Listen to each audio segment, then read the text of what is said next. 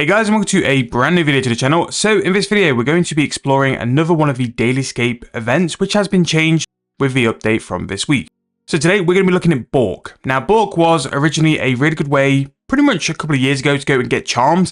It's one of those events where you're going to get a decent amount of charms, ranging from gold all the way up to blue, where you can only kill Bork once a day. Now with the daily Scape changes, this has now been changed so you can go and kill Bork an unlimited amount of times. So what I'm going to do in this video, for an hour, we're going to go and farm Bork and see what kind of charms we're going to get from it as well, and whether it's worthwhile hunting for a charm method. So in the game at the minute, there's not many methods where you can get a significant amount of charms per hour. Now that the Archglacier's gone, it's really Corp, which is kind of a standout one at the minute, which is going to provide the most charms per hour. So this could be a really good way to be one of the better ways to go and collect charms if you're looking to do it as well. Now to kill Bork, there are a couple of requirements you're going to need beforehand. You need to complete the What Lies Below quest, and then after that complete the Hunt for Sorok.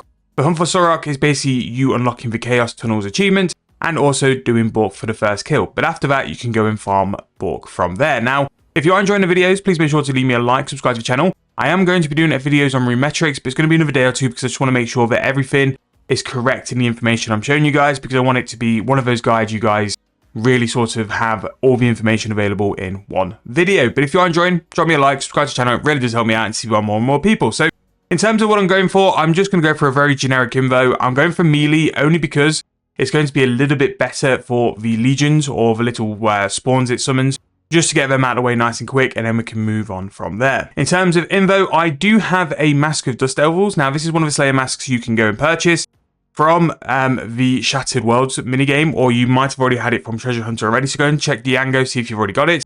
Now the reason why I'm using this is because it's going to give me a teleport directly into the Chaos Tunnels. Now the room we're looking for is actually the Dagganoff room. That is where Bork is based.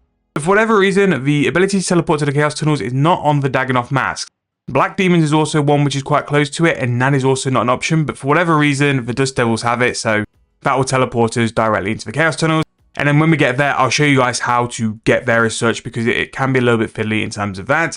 Just your standard overloads, Excalibur, Bunyip, some brews just in case, and then some penance powder as well. I really don't think this will be too much of an issue because I'm literally just going to soul split, use Vampirism, got some other stuff as well for a little bit of HP steal, and literally just got some masterwork. Just don't judge me on the cape. I will go and do Zuck. I promise I'll do it.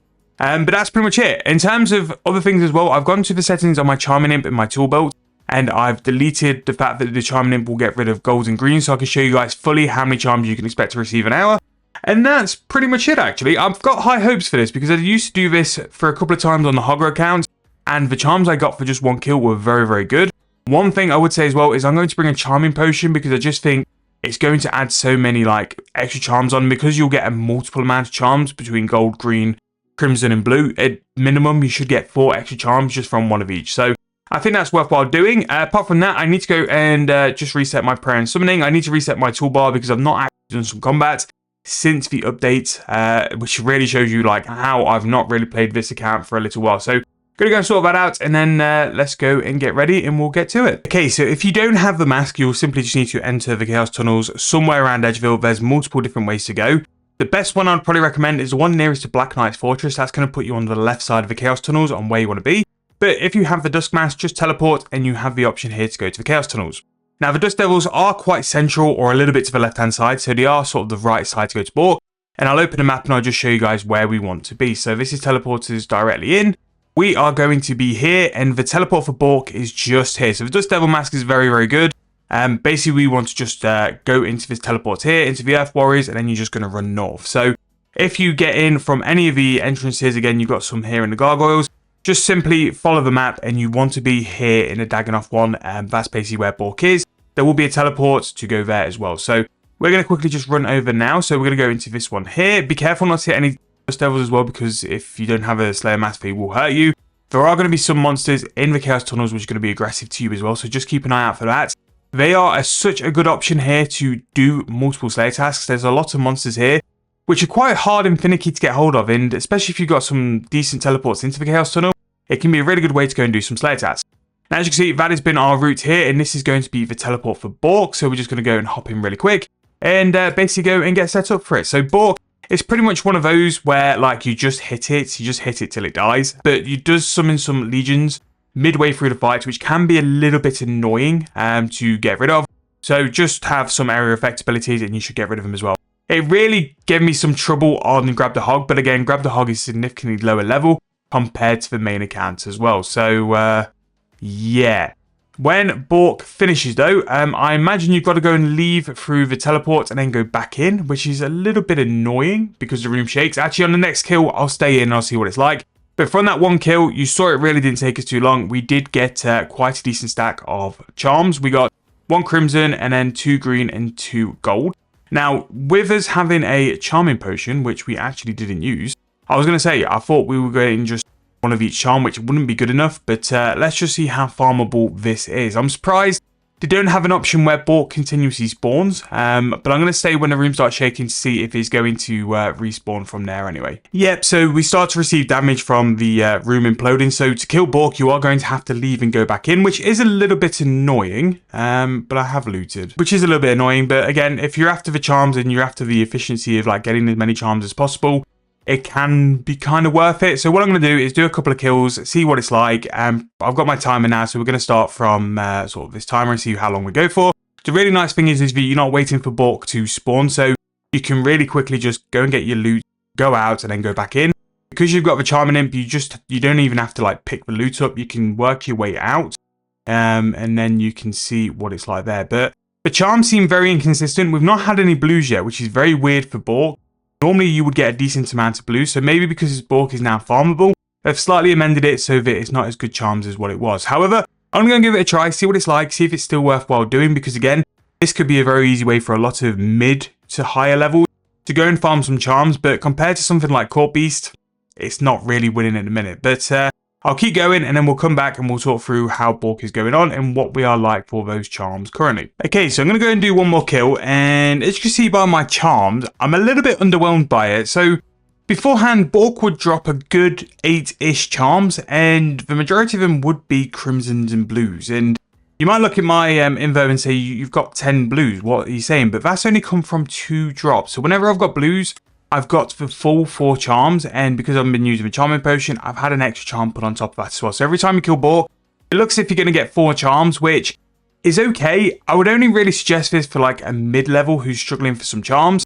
Just because, again, like I think some Slayer tasks would give you the same kind of output, be more AFK, and just cause less sort of problems than what Bork is. The fact you got to go in and out is a little bit funny and a little bit painful, to be fair, because it's just a bit too intensive compared to some methods which could just sit in farm in terms of Slayer tasks. Maybe even the Archglacior could be comparable to these kind of charms as well. But in terms of like roughly 15 minutes, it's not bad. I would say it's going to be more medium to high medium level sort of content.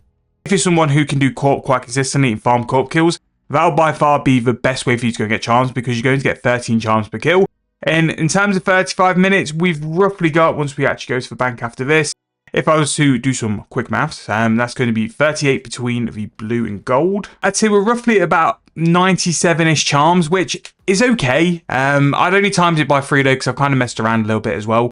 So you're going to get roughly under 300 charms, which I don't think is standout. It's not bad, but it's not standout. And I think as well, like, Bork should be more focused on the blues and also the crimsons. The fact we've just got another set of blue charms as well makes it look a lot better than what it was. I was struggling for blues for a considerable amount of time. That's just from 3 drops. So I do think that things like Tormented Demons, Glaciors, Court Beast are going to be very, very solid. I've not done Archglacior since it's been nerfed, so that might be something for me to go and try out just to see what it's like. And again, if you want me to start sort of like looking through different summoning methods, like different ways to go and collect charms, what's the best way to go and get charms as well, drop in the comment section, because that's something I'm going to have to eventually do on Grab the Hog, because that's an account I would want to push a summoning level. Summoning is still so good and so underrated as well. And I think at some point in the future, now that they've done combat and they're still looking at like upgrading all the skills to 110 or 120, I do think summoning will eventually get there, where that's going to be a skill which is going to get improved to 120. And if it does, that could be game changing, because you can just think now, between 1 and 99, there's so many familiars which still do such a good job in terms of the game. If you were to go like from 99 to 120, there could be some massive familiars put into that as well. So yeah, it wasn't bad, Bork, but I just think it would have been a little bit better. It was definitely better before the patch as well. But let me know what you guys think. Again, I'm going to be doing some more updates on all the Daily Scape stuff as well. Tomorrow we're going to have a look at caches, and then the day after that should hopefully be when we drop the rune metrics, which I know you guys are really looking forward to as well. But that's going to be the end of this video. Really hope you enjoyed. Hope it's helpful. Definitely go and give Bork a try. It might be something which suits your account pretty well. Again, you just need to go in and out, but that's the only really annoying thing with it. In terms of killing Bork, it's actually relatively quick. It's not really that painful. The legions do hurt, so make sure you're using something in terms like a bunyip, or you're taking some food, Excalibur. I also used the vampirism aura while it was here as well, so definitely have a little bit of life steal as well, because that will really help your trips. But that's going to wrap this video up. Really hope you guys enjoyed. Really hope it's helped you out. Thank you guys so much for watching. I'll see you guys very soon in the next video.